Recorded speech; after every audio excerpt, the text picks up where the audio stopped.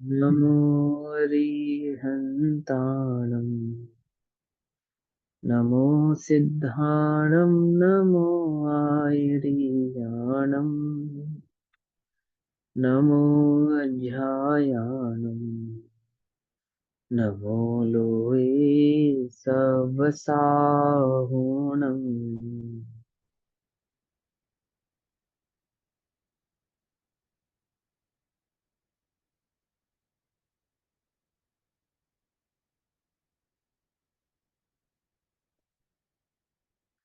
ओंकारं बिन्दुसंयुक्तं नित्यं ध्यायन्ति योगिनः कामदं मोक्षदं चैव ओंकाराय नमो नमः।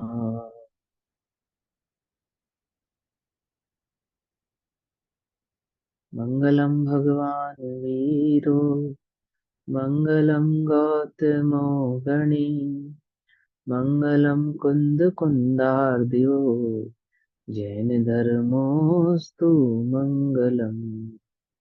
सर्वमङ्गलमाङ्गल्यं सर्वकल्याणकारकं प्रधानां सर्वधर्माणां जैनं जयतु शासनम्। नमः समय साराय सानुभूत्या च कासते चित्स्वभावाय भावाय सर्वभावान्तरच्छिदे।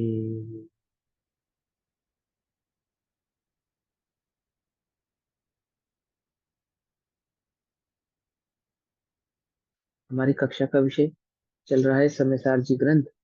और ग्रंथाधिराज समय सारजी में पूर्व रंग में आचार्य अमरचंद्र देव द्वारा रचित आत्मख्याति टीका के माध्यम से श्लोक नंबर 7 गाथा नंबर 12 के बाद, है ना, जो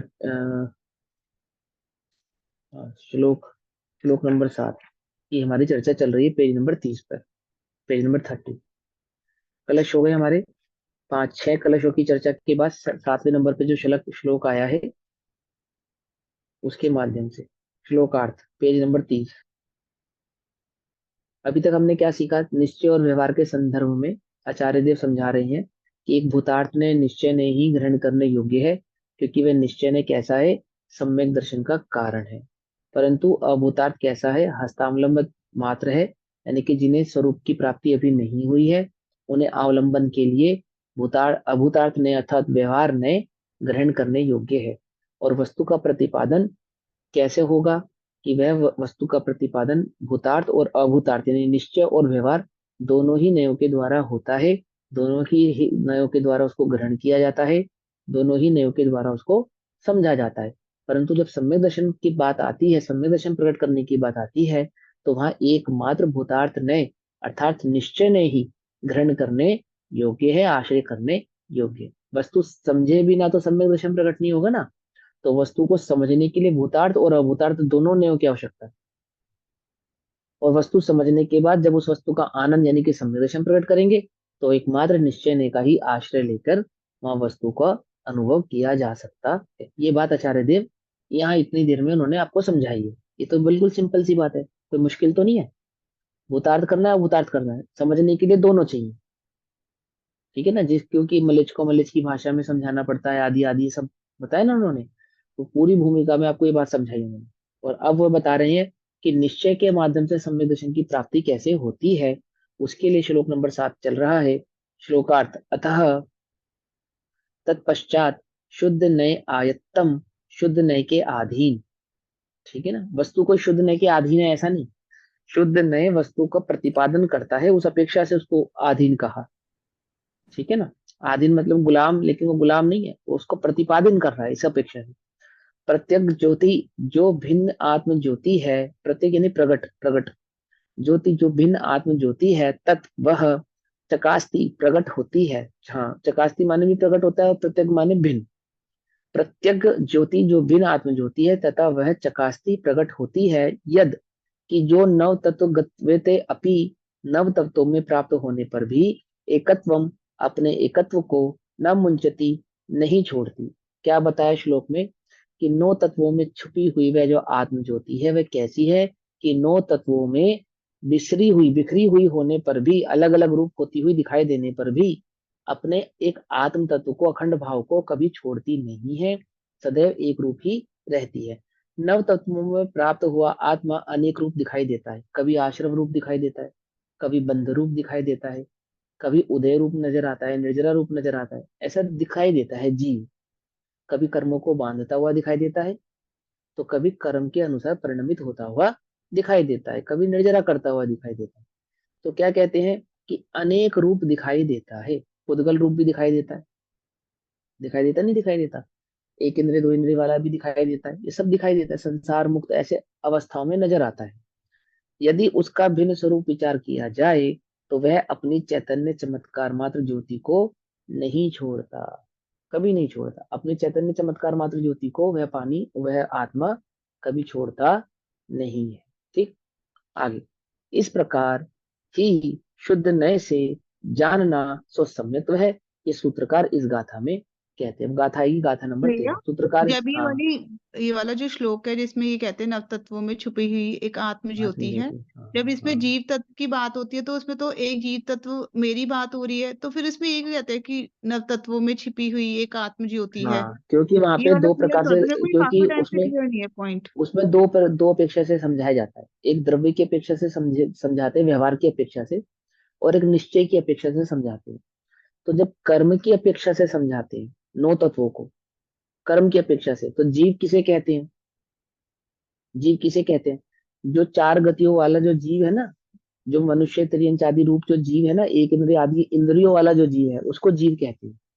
वहां पर कर्म की अपेक्षा से, है ना, जी। और फिर 8 कर्मों को उद्गल आदि कर्मों के रूप में कहते हैं, कर्मों के आश्रव को आश्रव कहते हैं, कर्मों के बंध को बंध कहते हैं, कर्मों के छूट जाने को संवर कहते हैं, और कर्मों की निर्जरा को और कर्मों के रुक जाने को संवर कहते हैं, छूट जाने को निर्जरा कहते हैं, और कर्म से संपूर्ण रूप से मुक्त हो जाने को मोक्ष कहते हैं। तो कर्म की अपेक्षा से कहते हैं। लेकिन इसी सब चीजों को जीव की अपेक्षा से कहें तो जीव कौन है, जो चैतन्य मात्र वह जीव है, एक बात। दूसरा, जीव के बाद जीव के बाद अजीव कौन है, जो चैतन्य मात्र नहीं है वो अजीव है, वो सब अजीव है। ठीक। दूसरी बात, तीसरी बात, कि उसमें आश्रव क्या है, कि जीव का अज्ञान भाव आश्रव है। समझ में ये बात नहीं, समझ में, समझ में, कर्म आश्रम है नहीं, जीव का ज्ञान भाव आश्रम, समझे। ऐसे ही बंध क्या है, कि जीव का अज्ञान भाव ही बंध है। जीव निर्जरा क्या है, जीव का सम्यक ज्ञान निर्जरा है। और वो मोक्ष क्या है, कि जीव की स्थिरता, ज्ञान आदि गुणों में स्थिरता ही उसका मोक्ष है। वहां कर्म की कोई अपेक्षा नहीं है।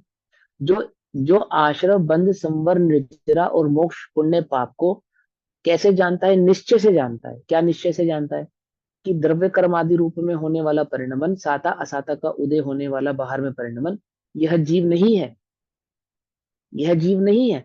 और इसको जो जानने वाला है, इस परिणमन को जो जानने वाला है वह जीव है, एक बात। आश्रवादी के संदर्भ में भी उसके स्वरूप को नहीं जानता, पर परिणमन के स्वरूप को नहीं जानता, यह जीव की गलती है, यही उसका आश्रव है। और यदि वह उसके स्वरूप को जान जावे, क्या जानना है, कि वह मेरा नहीं है, ऐसा जान मात्र जावे, और ज्ञान आदि गुण ही मात्र मेरे हैं, ये ऐसा जान जावे, तो क्या होगा, बोले कि फिर ना संवर होगा, ना निर्जरा होगी, ना मोक्ष होगा, ना पुण्य होगा, ना पाप होगा। समझ आई बात, पकड़ में, बात नहीं पकड़ में। और फिर मुक्ति होगी या नहीं होगी, कि मुक्त स्वभाव को देखेगा वही उसकी मुक्ति है। मोक्ष में जाना कोई मुक्ति नहीं है, वो तो स्थान से स्थानांतर होने को व्यवहार से मुक्ति कहते हैं। निश्चय से तो कैसा है, वो मुक्त ही है, मुक्त ही है, ये निर्णय कह रहे था ना, मतलब ज्ञान ही है, ज्ञान मात्र ही है, चिन्ह मात्र ही है, तो मुक्त ही है। तो ऐसा जिसने निश्चय से निर्णय किया है, समझ आई बात, वह तो सम्यक दर्शन को प्रकट करते हैं। और जो मात्र व्यवहार में ही अटकते हैं, वे सम्यक दर्शन को प्रकट कर पाते नहीं है। तो मुक्त और संसारी जीव का जो भेद है वो तो व्यवहार का भेद है। कर्म और अकर्म के आधार से जो जीवों का भेद है वो तो व्यवहार के भेद है। और स्वभाव की अपेक्षा से देखने पर तो जीव अखंड है, ज्ञान मात्र है, चिन्ह मात्र है, पर से उसका कोई संदर्भ संबंध नहीं। पकड़ में? तो उसी बात को यहाँ पे आचार्य देव आपको समझाएंगे। गाथा नंबर 13 में। इसी भाव को ना आज के लेख में, आज और कल मैंने जो 2 पार्ट में एक लेख भेजा है, अगर आप सबको समय मिले तो पढ़ना। उसमें यही भाव आपको अच्छे से समझ में आएगा जो आचार्य देव ने यहाँ पर समझाया। बस इतनी सी बात है वहां, कि क्या तो आश्रम है और कहाँ आश्रम से जीव की भिन्नता है। ठीक है ना, ये समझाएंगे गाथा नंबर 13। भूदत्थेनाभिगदा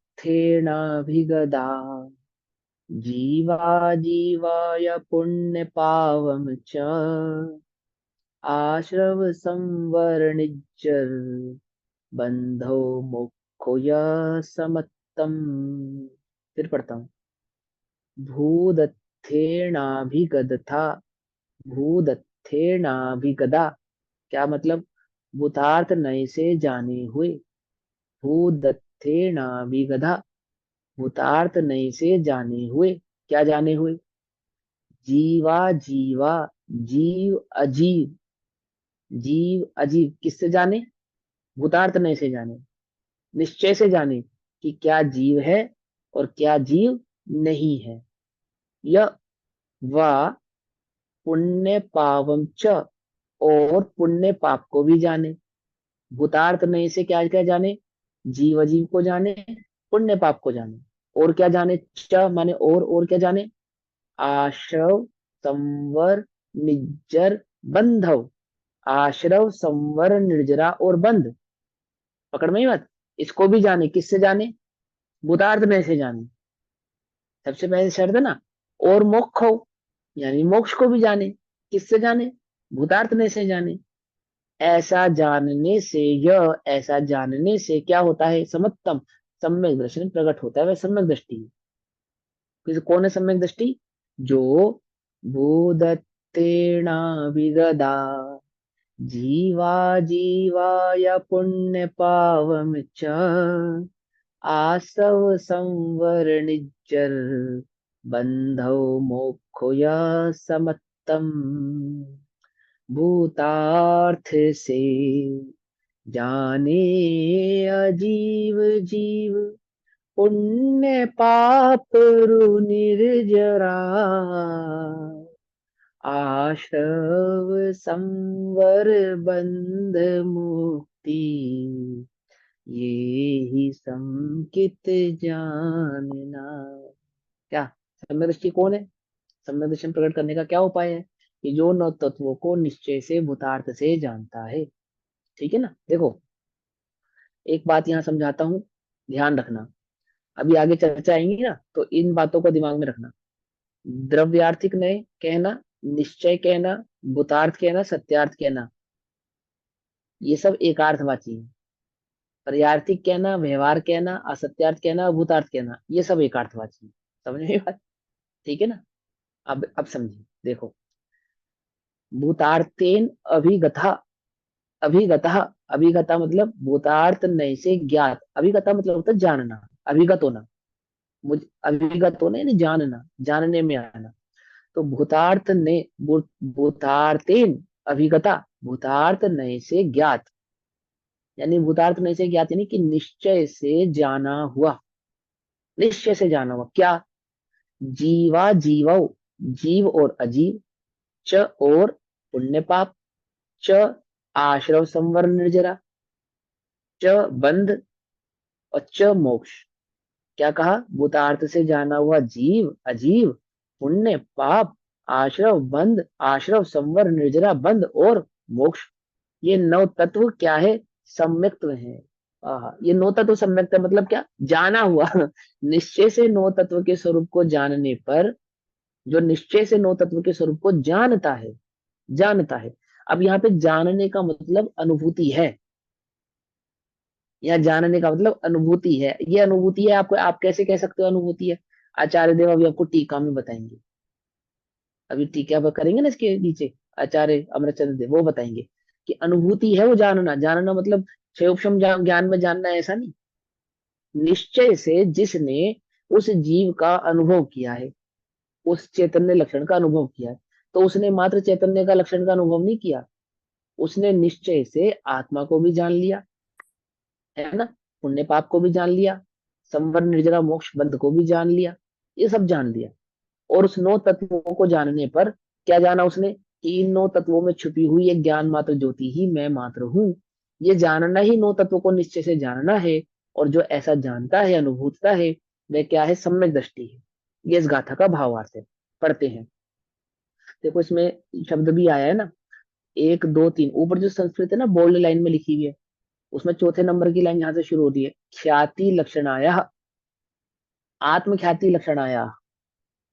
ठीक है ना, आधा शब्द ऊपर लिखा है, आत्मख्याति लक्षणाया। आत्मख्याति जिसका लक्षण है।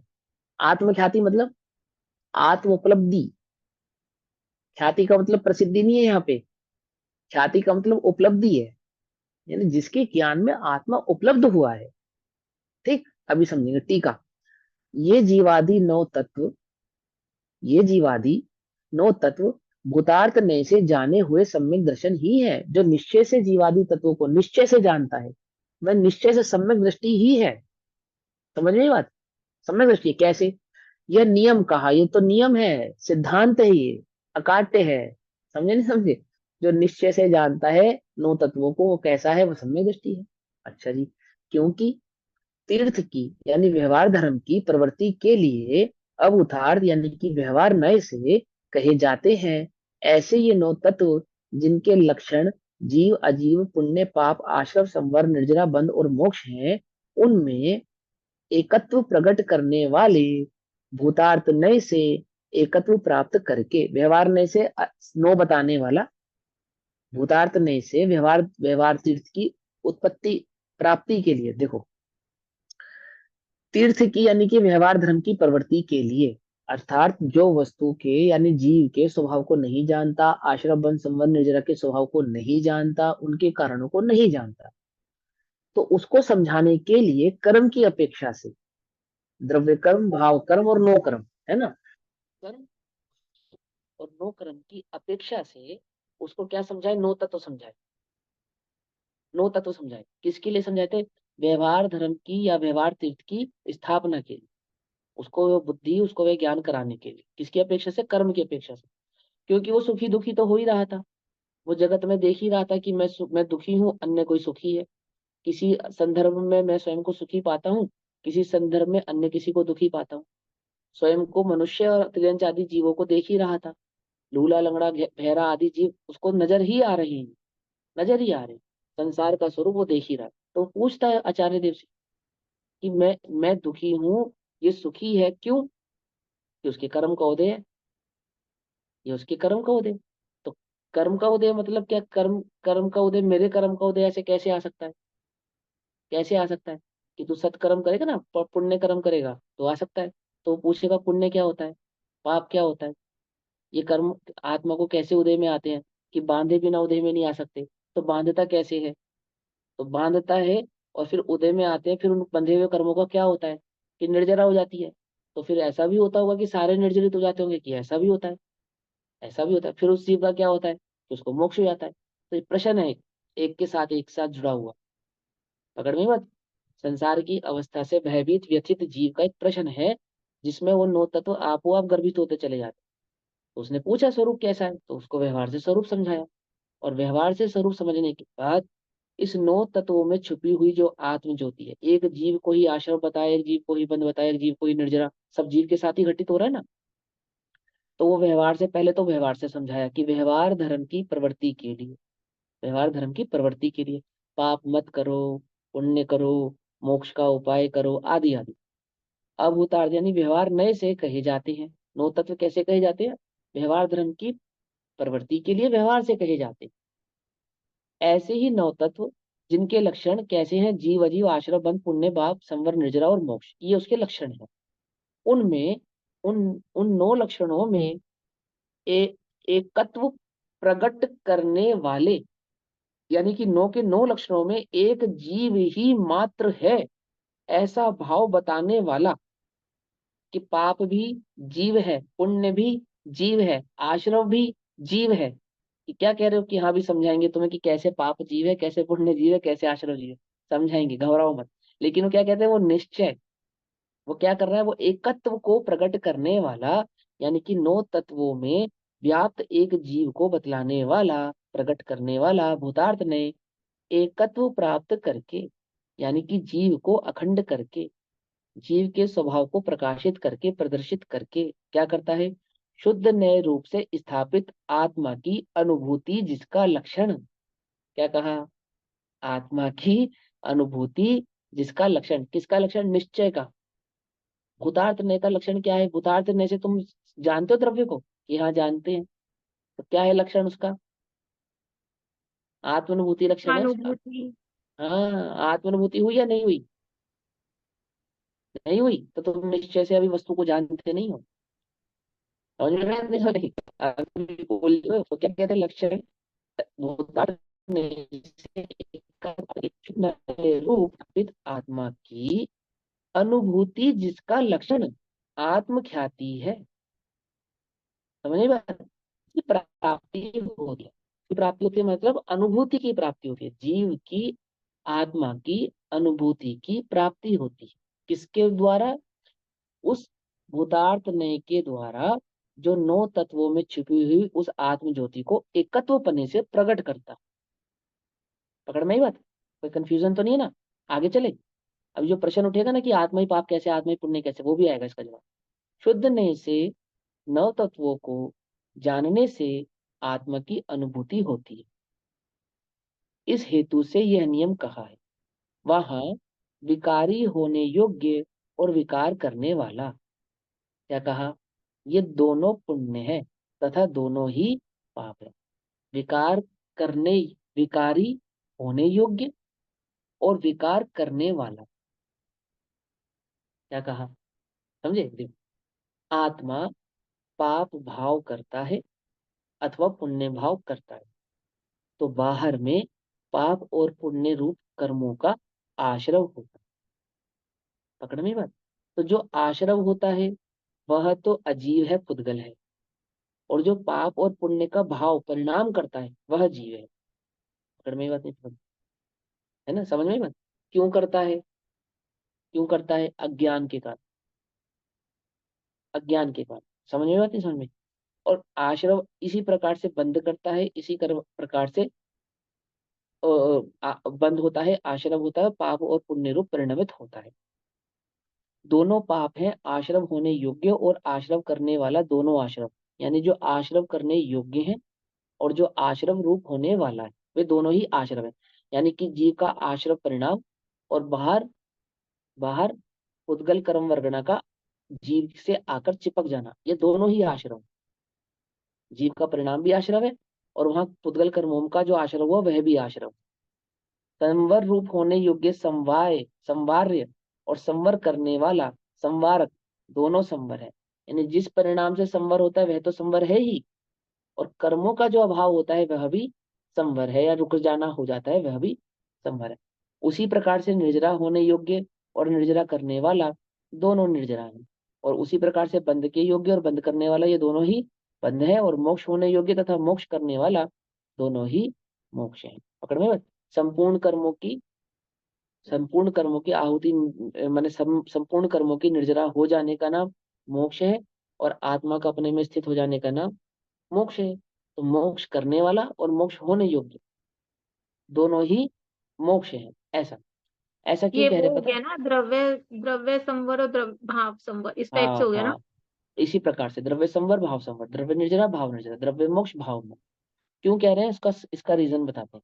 देखो, अर्यंत अवस्था में आत्मा तो स्थित है अपने स्वभाव में, तो फिर इसको मोक्ष हुआ या नहीं हुआ? कि भाव मोक्ष तो हो गया, हो गया, लेकिन द्रव्य मोक्ष अभी बाकी है। पकड़ में आया? क्यों नहीं हुआ द्रव्य मोक्ष?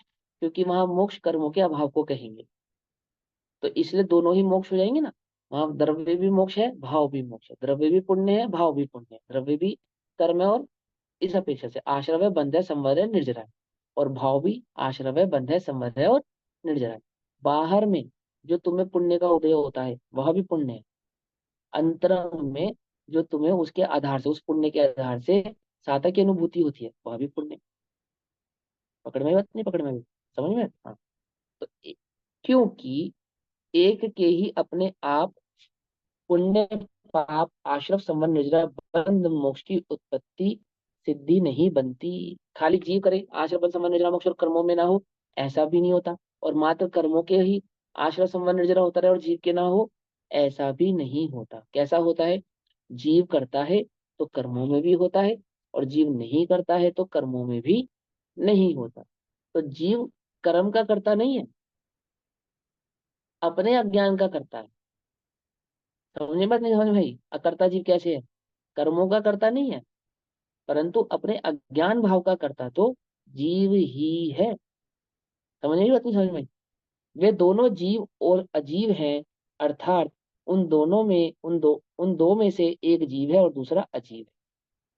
आगे स्पष्ट होगी ना बात? उन दोनों में भैया से द्रव्य और भाव में। हाँ, बोलो बोलो। जब ये आश्रव बंद होगा तब तो अज्ञान भाव का करता है, जब संवर निश्चय हाँ, होगा तब ज्ञान भाव का करता है, ऐसे ही जब होगा ज्ञान ना। आपका करता है, हाँ ऐसा ही होगा, बिल्कुल ऐसे ही, बिल्कुल ऐसे ही। अज्ञान भी ज्ञान ही है। अज्ञान तो उसको ज्ञान की अपेक्षा से अज्ञान माने ज्ञान नहीं है, ऐसा नहीं है। अज्ञान श्रद्धान भी की ज्ञान अपेक्षा ही है। से ज्ञान हो गया ना, हाँ, श्रद्धान। विपरीतता की अपेक्षा से उसको अज्ञान ऐसा कह रहे हैं। ठीक है ना? मैंने उस लेख में लिखी एक बात कि वो कर्म आते, खेल तमाशा दिखाते, और जीव उन्हें देखता है, हर्ष विषाद करता है, तो ही वो दिखाते रहते हैं, दिखाते रहते हैं, दिखाते रहते हैं। जब कोई दृष्टा नहीं होगा, देखने वाला नहीं होगा, तो क्या होगा? जब कोई दृष्टा ही नहीं होगा, देखने वाला ही नहीं होगा, चले जाएंगे। कोई खेल तमाशा नहीं करने वाले होते, समझे? अपनी अपनी स्थिति पूर्ण करके चले जाएंगे। समझे? तो ज्ञानी को जो ज्ञाता दृष्टा कहा है ना, वो इसी अपेक्षा से कहा कि उसके उपयोग के झरोकों से वह बाहर की ओर नहीं देखता, वह तो अपने भीतर चैतन्य सदन में ही है ना। मेरे चैतन्य सदन में प्रभु चिर व्याप्त भयंकर अंधियारा, है ना? ऐसे ही है ना। तो वो अंधियारा क्यों है ना? वहां रोशनी करनी है। वहां रोशनी का मतलब अंधियारे का मतलब मैं वहां नहीं देख रहा, और रोशनी का मतलब क्या है कि मैं वहां देखूं। समझे नहीं समझे? ये है उसका अर्थ। ऐसा बाह्य स्थूल दृष्टि से देखा जाए तो जीव पुद्गल की अनादि बंध पर्याय के समीप जाकर, जीव और पुद्गल की अनादि बंध पर्याय पहले दूसरे अधिकार में पढ़ा था ना, मोक्ष प्रकाशन जी में। अनादि से ही जीव और पुद्गल इसी प्रकार चेन से दो। बंधे हुए हैं, है ना? तो क्या कहते हैं? स्थूल दृष्टि से, बाह्य दृष्टि से, मोटी दृष्टि से देखा जाए तो जीव पुद्गल की अनादि बंध पर्याय के समीप जाकर एक रूप से अनुभव करने पर वह नौ तत्व कैसे हैं? भूतार्थ है, सत्यार्थ है। अर्थात यदि बाहर से देखा जाए, कर्मों की अपेक्षा से देखा जाए, तो ये बात सच्ची है कि कर्मों ने जीव को बांधा है, कर्म का उदय जीव को आता है, और कर्म जीव को सुखी दुखी करते हैं। ये बात सच्ची है, भूतार्थ है। और एक जीव द्रव्य के स्वभाव के समीप जाकर अनुभव करने पर वे कैसे हो जाते हैं? वे अभूतार्थ हो जाते हैं। यदि जीव एकमात्र जीव स्वभाव के नजदीक जाकर देखा जाए, जीव की दृष्टि से देखा जाए, है ना, जीव के अनुसार देखा जाए, तो ये बात स्पष्ट हो जाती है कि जीव ना तो इनका करता है, ना ही इनका भोगता है, और ना ही इनके कारण सुखी दुखी अथवा बंध को प्राप्त होता है। क्यों? क्योंकि एक चैतन्य है और एक जड़ है। दोनों में क्या भेद है? दोनों में लक्षणा भेद होने से वे दोनों एक दूसरे के कर्ता हो सकते नहीं है। तो अभूतार्थ है, असत्यार्थ है। वे जीव के एकाकार रूप में नहीं है, अर्थात जीव की सत्ता में नहीं है। ये मतलब है एकाकार रूप नहीं है, दैट मीन्स जीव की सत्ता में नहीं। जहां जहां जीव है वहां वहां पुद्गल नहीं है, और जहां जहां पुद्गल है वहां वहां जीव नहीं है। एक क्षेत्र अवगाही होने पर भी, साधारण उदाहरण, कि जहां जहां दूध है वहां वहां पानी नहीं है, जहां जहां पानी है वहां वहां दूध नहीं है। कैसे? एक क्षेत्र अवगाही होने पर भी जो दूध है वह पानी नहीं है, और जो पानी है वह दूध नहीं। ना दूध में पानी के गुण है, ना पानी में दूध के गुण है। उसी प्रकार से जहाँ कर्म है वहां जीव नहीं है, जहाँ जीव है वहां कर्म नहीं है। कैसे जाना? जीव के समीप जाकर ये बात जानी। समझ में बात नहीं? समझ में? जीव के समीप जाकर, कर्म की अपेक्षा से तो लग ही रहा था कि कर्मों ने जीव को बांधा है। बाहर से तो यही लगता है 1 लीटर दूध में 1 लीटर पानी मिला दो तो 2 लीटर दूध नजर आता है। नजर आता है, नहीं नजर आता है? लेकिन सूक्ष्मता से जाना जावे, है ना, टेस्ट किया जावे, तो ये बात स्पष्ट हो जाती है कि दूध और पानी दोनों भिन्न है। और जीव की अपेक्षा से, यानी सूक्ष्म दृष्टि से देखा जावे, स्वभाव की दृष्टि से देखा जावे, तो क्या सिद्ध होता है कि जीव पुद्गल नहीं है और पुद्गल जीव नहीं। इसलिए इन नौ तत्वों में भूतार्थ नय से एक जीव ही प्रकाशमान है। सूक्ष्म दृष्टि से देखने पर, निश्चय दृष्टि से देखने पर तो ये बात ही समझ में आ गई, स्पष्ट हो गई कि ये नौ तत्वों के भेद में एकमात्र जीव ही प्रकाशित हो रहा है। जीव ही जीव है, अन्य कुछ नहीं है। ठीक। इस प्रकार अंतर्दृष्टि से देखा जाए तो ज्ञायक भाव जीव है, ज्ञान ज्ञान स्वभावी जीव है, और जीव के विकार का हेतु अजीव है। जीव के विकार का हेतु अजीव है, मतलब जीव ने जो अज्ञान भाव किया, उस अज्ञान भाव से जो बाहर द्रव्य कर्मों में आश्रवादी हुआ, वह अजीव है। और पुण्य पाप आश्रम संबंध निर्जरा बंध तथा मोक्ष, ये जिनके लक्षण है, ऐसे केवल जीव के विकार हैं। और पुण्य पाप आश्रम संबंध निर्जरा बंध तथा मोक्ष, ये विकार हेतु केवल अजीव है। क्या कहा? नहीं समझ में आई बात? क्या कहते हैं कि एक विकार जीव का है और एक विकार पुद्गल का है। तो जीव का विकार क्या है? जीव ने अज्ञान करके आश्रव किया, जीव ने विकार करके बंध किया, जीव ने विकार करके आदि आदि कार्य किए। और उस जीव के विकारी भावों के कारण जो हेतु, यानी कि कर्मों में जो आना हुआ, बंधना हुआ, है ना, उनका उदय उदीर्णा आदि हुई, वो हुआ। तो जो जीव कर रहा है उसका कर्ता जीव है, और जो पुद्गल में हो रहा है उसका कर्ता पुद्गल है। जीव अरु पुद्गल नाचे या में कर्म उपाधि है। सुना है ना? समय नाटक समय सार, है ना, कर्म उपाधि है। तो वो कर्म उपाधि यानी कर्म की अपेक्षा से कर्म को उपाधि प्राप्त हो जाती है कि कर्म ने किया, कर्म ने किया, कर्म ने किया, कर्म ने किया। परंतु निश्चय से, सूक्ष्म दृष्टि से देखा जाने तो ये बात समझ में आती है कि कर्मों ने कुछ नहीं किया। शरीर तुमसे आगे नहीं चिपका था, तुम शरीर से जाके चिपके थे। समझे? मैंने वो क्या कहना चाहते हैं कि उनको जो न्योता दिया, न्योता किनको, कर्मों को, वो किसने दिया? किसने जीव दिया? ने स्वयं दिया, हाँ, अपने जीव ने अज्ञान स्वयं, भाव से। अपने अज्ञान भाव से जीव ने स्वयं दिया है, उसको अपनी ओर आकर्षित होने के लिए, है ना। जैसे वो फूल होते हैं ना, फूल, वो भंवर को अपनी ओर खींचते हैं। पता है कैसे? खुशबू से। जिन फूलों में खुशबू अथवा पराग नहीं होता, भंवर उनकी ओर जाते नहीं। पकड़ में? ऐसे ही जिस जीव में विकार भाव नहीं होता, अर्थात जिस जीव की बाह्य दृष्टि नहीं होती, ऐसे जीव के समीप कर्म जाते नहीं है, है ना। तो ऐसे यह नौ तत्व जीव द्रव्य के स्वभाव को छोड़कर स्वयं और पर, जिनके कारण है, ऐसी एक द्रव्य की पर्याय के रूप में अनुभव करने पर भूतार्थ हैं। और सर्वकाल में अस्खलित एक जीव द्रव्य के स्वभाव के समीप जाकर अनुभव करने पर वे अभूतार्थ हैं, असत्यार्थ हैं।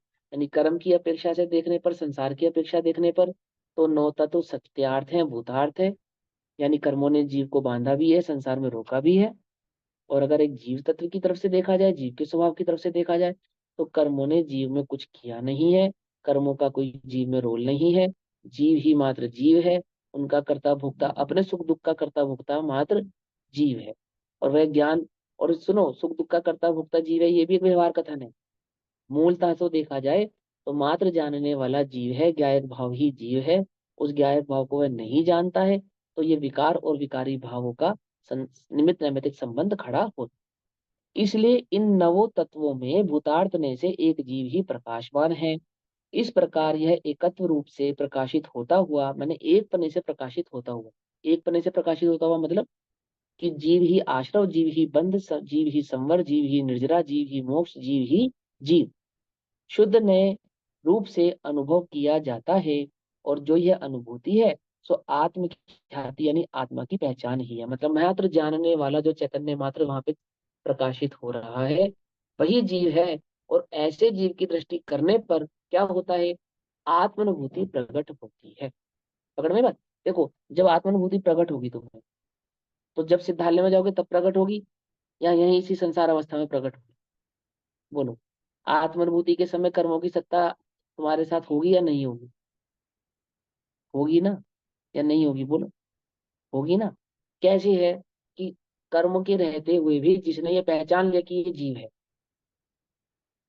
जीव है, पहचान लेना, नौ तत्वों में छुपी हुई उस एक आत्म ज्योति को पहचानने वालों को क्या हो जाता है, सम्यक दर्शन हो जाता है, सम्यक दर्शन हो जाता है। और वो जो नौ तत्व है वो क्या, कहाँ है, जहाँ है यथा स्थिति में बने भी रहते हैं, बने भी रहते हैं, लेकिन आत्मानुभूति तो हो जाती है ना, हो जाती है, कैसे हो जाती है, कि नौ तत्वों में छुपी हुई, नौ तत्वों से अलग करके आत्म ज्योति अलग करी है, ऐसा नहीं, छुपी हुई को पहचाना है जिसने, जो अलग होके सामने आ गई उसको तो सभी पहचान लेंगे। क्या बात समझ में आई नहीं? जो वस्तु आच्छादित नहीं है, छुपी हुई नहीं है, उसको ढूंढना आसान है, या जो छुपी हुई है उसको ढूंढना आसान है? बोलो भैया, आसान क्या है? भाई जो छुपी नहीं है उसको उसको तो सहजता से ढूंढ लेंगे।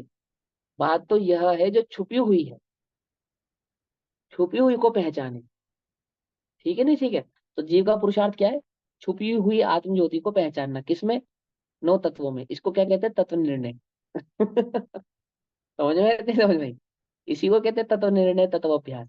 यानी तत्वों में खोजना, किसे खोजना, किसे आत्म खोजना, ज्योति जीव जी। को खोजना, जी जीव को भैया, खोजना। जैसे आपने बोला हाँ, नव तत्वों में, ये वाला पॉइंट मुझे भी बहुत ज्यादा स्पष्ट नहीं हो रहा, ये मतलब वैसे मेरे को बात तो समझ में आ गई है लेकिन क्लियर नहीं हो हाँ, रहा।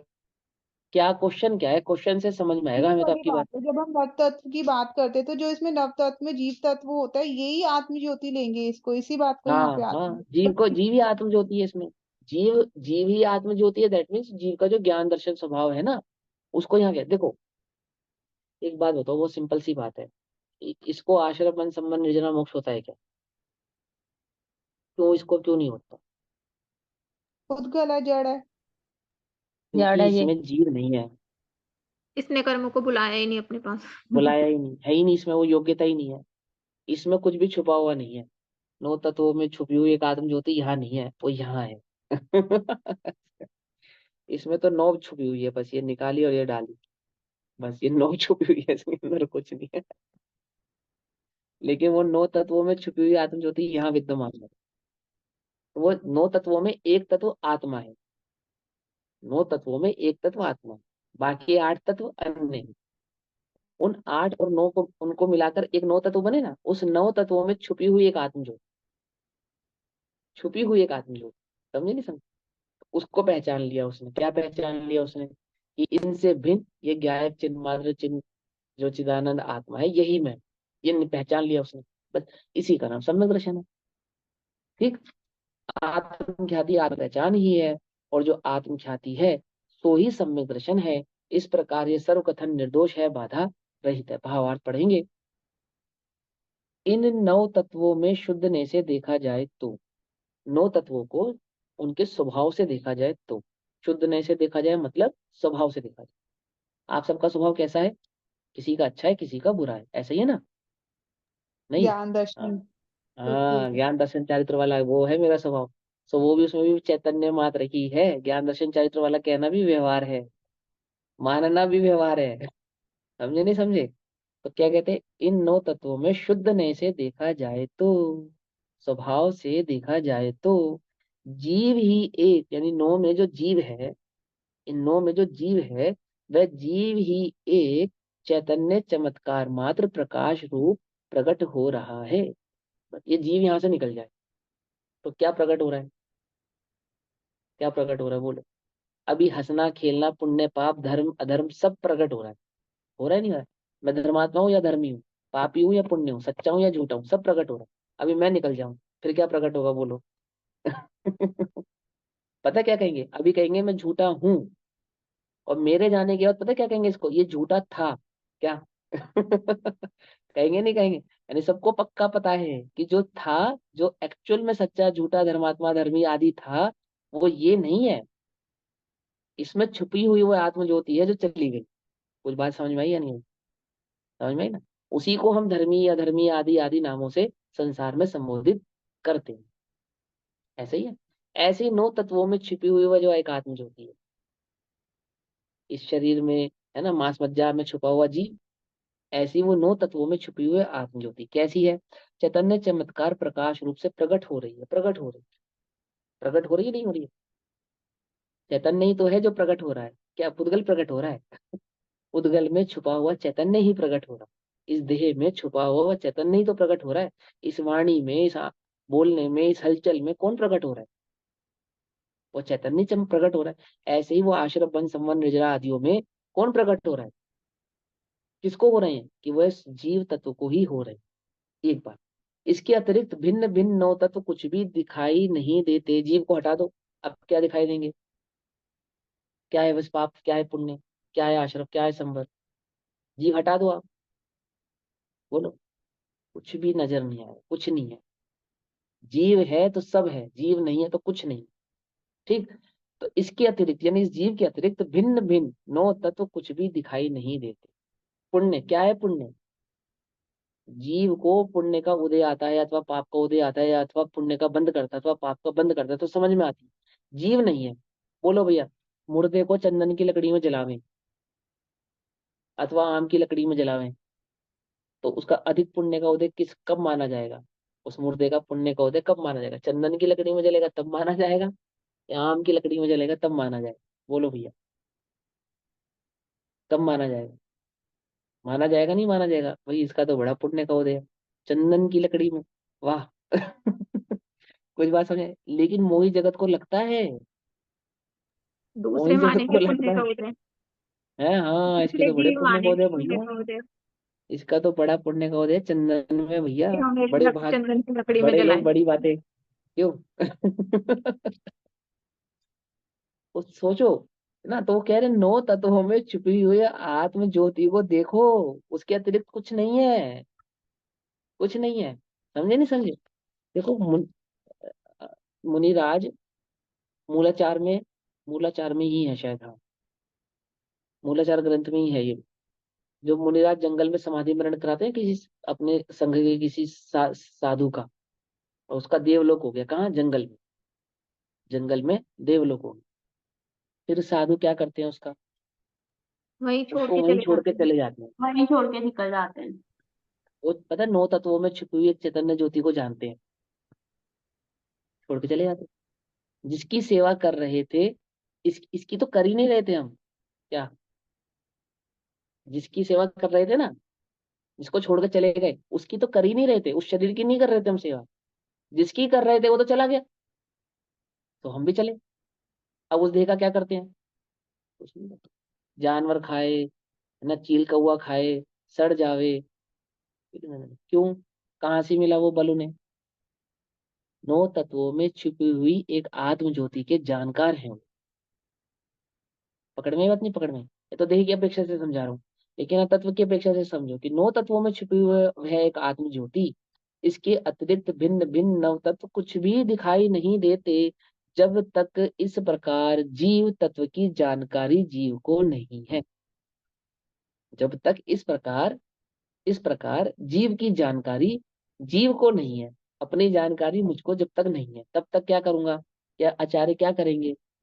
तब तक वह व्यवहार दृष्टि है, मिथ्या दृष्टि है, व्यवहार दृष्टि है, पज्जय मूढ़ा है, आदि आदि भिन्न भिन्न नव तत्वों को मानता है।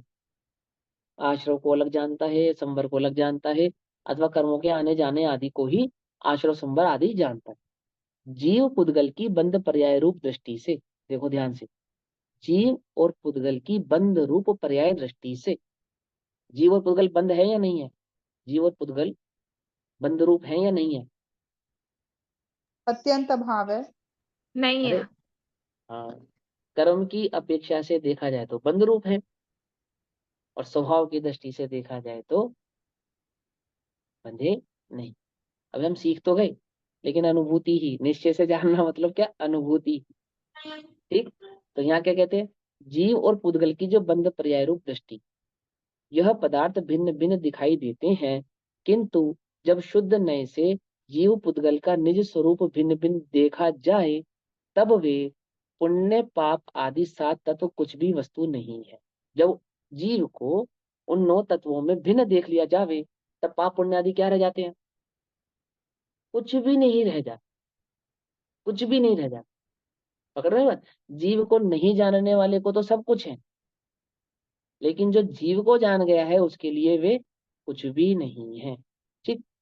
वे निमित्त नैमित्तिक भाव से हुए थे, जीव ने भाव किया था और वहां बाहर में आश्रव हुआ था। जीव ने भाव किया था, बाहर में बंद हुआ था, लेकिन बाहर तक, बस दरवाजे तक, दरवाजे तक, दरवाजे के भीतर नहीं, दरवाजे के भीतर नहीं। वहां पे रत्नत्रय के पहरेदार नहीं बैठाए तो भी वे प्रवेश नहीं पा पाए, है ना।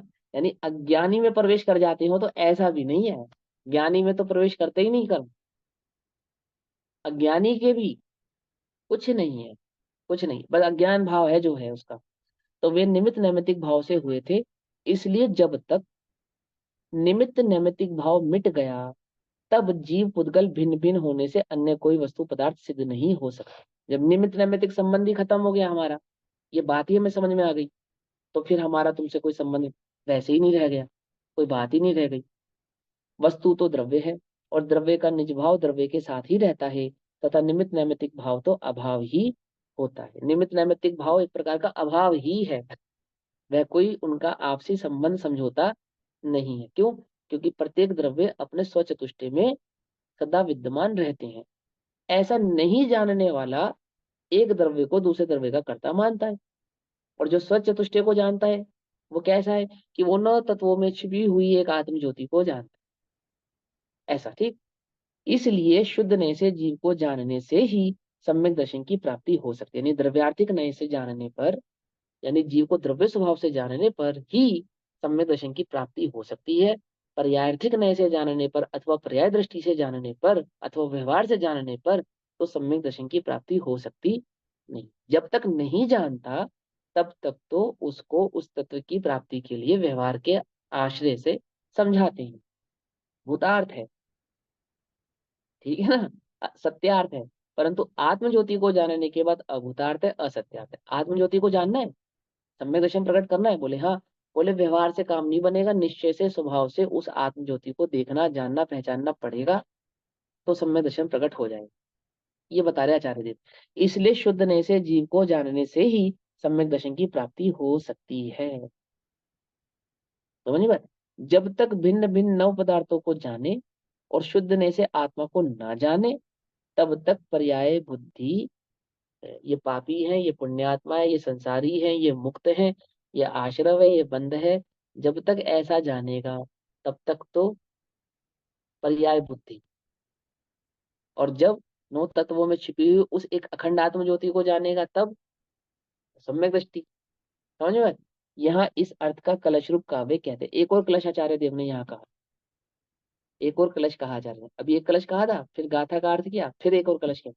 अब इस कलश का जो श्लोकार्थ है वो हम कल पढ़ेंगे, ठीक। तब तक के लिए सभी को जय जिनेन्द्र। ओम नमः सिद्धेभ्य। निज निधि निज में बताई यह अनंत उपकार है, उसके लिए जिनवाणी माँ को वंदना शत बार है।